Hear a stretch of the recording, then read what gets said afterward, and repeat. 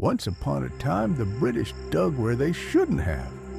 The ground shook the night after they dug it up. No rain, no wind, just the ground moving like something was breathing under it. This happened in 1956. My father was just a boy. I wasn't born yet, but the man who told me this was there. His name was Pa Sunday. He was old when I met him, slow in his speech, but clear in his memory. He said, "I saw it with my own eyes. I still feel it in my bones." It happened in a village called Ijara, near the Niger Delta. Back then, the British were still around, building roads, taking palm oil, and sending men to do what they wanted. They didn't ask many questions. They didn't listen to warnings either. There was a spot in the village not far from the main square, just bare land, no trees, no farms, not even goats walked across it. The elders said the land was sealed, sacred.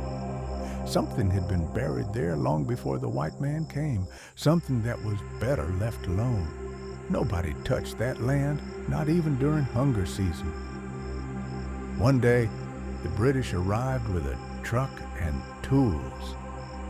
A white man in a beige shirt and sun hat said they were going to dig there. He said they needed to build a storage shed for kerosene and tools.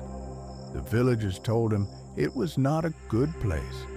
The chief, old and wise, said calmly, "That ground is not for your building."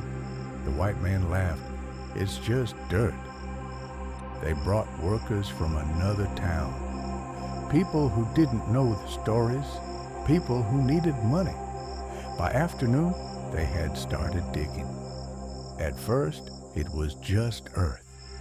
But not long after, the shovel hit something, not metal, not stone, something hollow. Pa Sunday said he was there, standing behind the rope they put up to keep people away. He said the moment the shovel struck, the wind stopped. Even the birds in the trees went quiet. They pulled something out, a kind of box made of wood and bone, not carved, not designed, just shaped by hand. The workers didn't want to touch it, but the white man said it was just an artifact. They put it on the truck and left. That night, everything changed. People said the air felt thick, like smoke, but with no fire. Goats cried like babies. The ground started shaking just before midnight. Not like an earthquake, more like a slow heartbeat under the soil. Boom, boom, boom. The elders gathered and lit palm oil lamps. They sang the old songs. Some people ran into the bush with their children. Others just prayed. In the morning, the storage shed the British were building was cracked right down the middle. No rain, no lightning, just split open like a ripe pawpaw.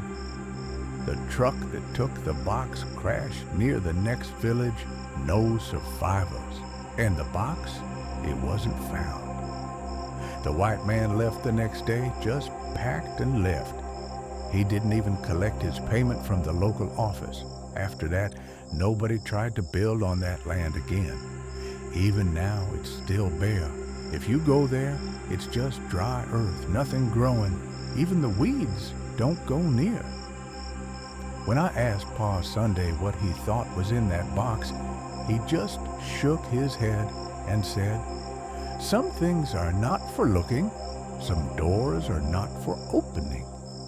I believe him, because sometimes when I pass that place, I still feel the ground breathing